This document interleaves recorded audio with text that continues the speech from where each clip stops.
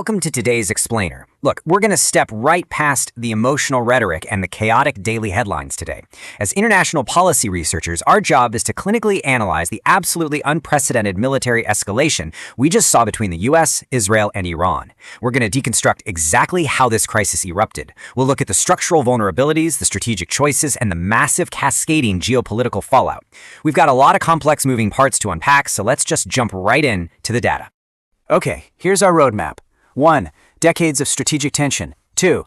The decapitation strike. 3.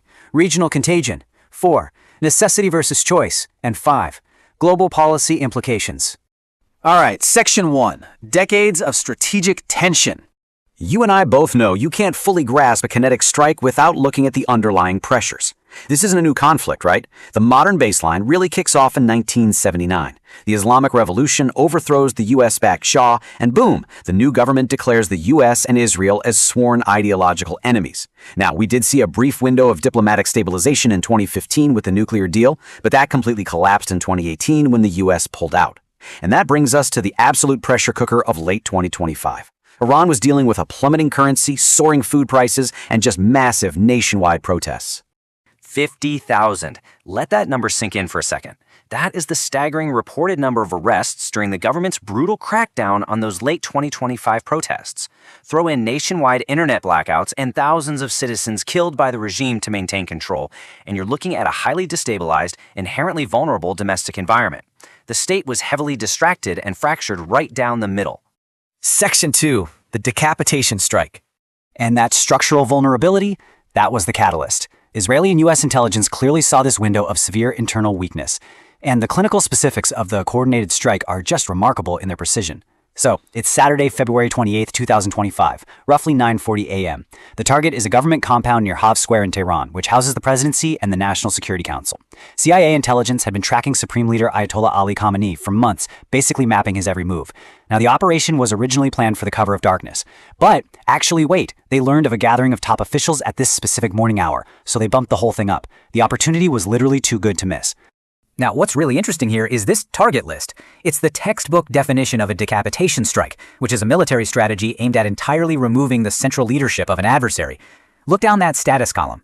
In just 30 seconds, Israeli missiles eliminated 30 senior Iranian officials. That included the supreme leader himself, Ayatollah Ali Khamenei, along with the chief of staff, the head of the National Defense Council, the commander of the IRGC, and the defense minister. An absolute comprehensive clearing of the upper echelon. Though, it is worth noting that President Masoud Pezeshkian actually survived the strike. But taking out the leadership compound was really just the opening act. Operations Roaring Lion out of Israel and Epic Fury out of the US immediately expanded into secondary phases. Israel sent in roughly 200 fighter jets, essentially bringing its entire air force into Iranian airspace, and they methodically destroyed air defenses and missile capabilities. Meanwhile, the US focused on eastern targets, firing Tomahawk cruise missiles from warships and using artillery rocket systems. It was a complete dismantling of infrastructure. And concurrently, adding this huge psychological warfare element, Donald Trump and Benjamin Netanyahu both dropped videos openly urging the Iranian people to use this exact moment to overthrow their government. Section 3. Regional contagion. So, a core question we always ask in international policy is, can a conflict be contained? Well, here, we saw a total systemic failure of regional containment. The retaliation violently rippled across the Middle East almost immediately. 200 plus, that's the sheer volume of missiles launched at Israel alone during Iran's immediate retaliatory wave, which they called Operation True Promise 4. It really emphasizes the massive scale of their surviving military pushback even after that initial decapitation strike. And this brilliantly illustrates how the conflict instantly spilled over sovereign borders. It was never just a bilateral exchange. Over in the UAE, an Iranian drone struck Dubai International Airport Terminal 3, shutting down airspace at a major global transit hub. In Bahrain, the U.S. Navy 5th Fleet headquarters was targeted. Down in Yemen, the Houthis scrapped a ceasefire and resumed attacking Red Sea shipping lanes. Meanwhile, Jordan and Saudi Arabia were completely dragged into the fray, having to intercept dozens of missiles flying through their own airspace. The contagion hit multiple states like wildfire. Qatar saw 66 ballistic missiles fired into its territory. Kuwait had passenger airport terminals struck by drones. In Syria, falling missile debris killed at least 4 civilians. And Iraq, the US-led coalition was forced to intercept missiles heading toward Erbil. It was literally a multi-state shockwave. NATO early warning radars in Turkey went on high alert, and defense experts started issuing severe warnings about potential sleeper cell activations in Europe and North America. The conflict became fully regionalized in a matter of hours. Section 4. Necessity versus choice. All right, our job now is to impartially test the official justifications for this military action against the hard geopolitical data. So let's look at the strategic debates. On Truth Social, Donald Trump claimed the objective was to eliminate an imminent threat directly endangering the United States. That falls firmly under the definition of a war of necessity, preempting a looming attack to defend the homeland.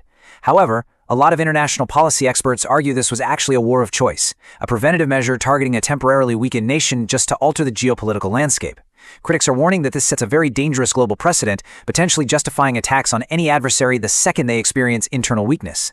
So, the crucial point is comparing that imminent threat claim directly against the intelligence. And according to the US's own intelligence assessments before the strike, Iran was still years away from actually obtaining a nuclear weapon.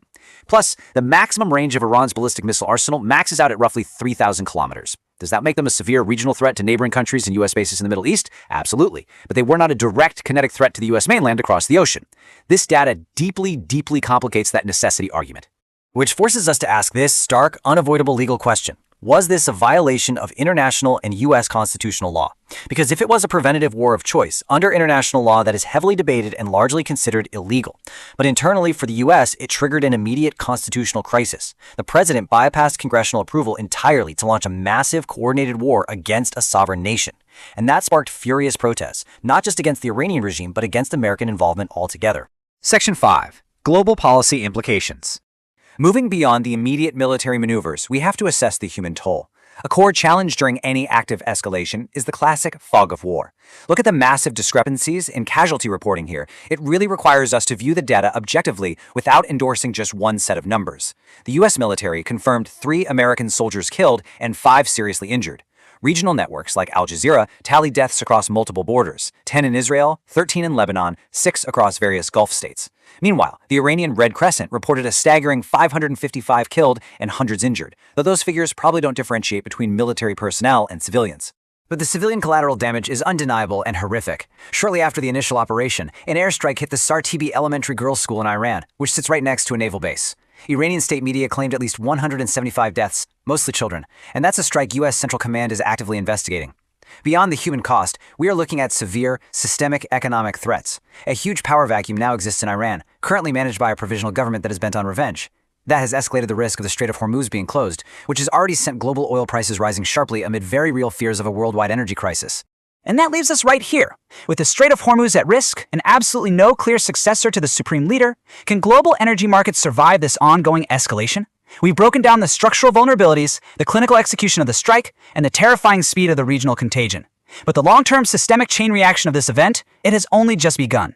Thank you so much for joining me for today's explainer. Keep questioning the data, keep looking at the underlying structures, and, as always, stay curious.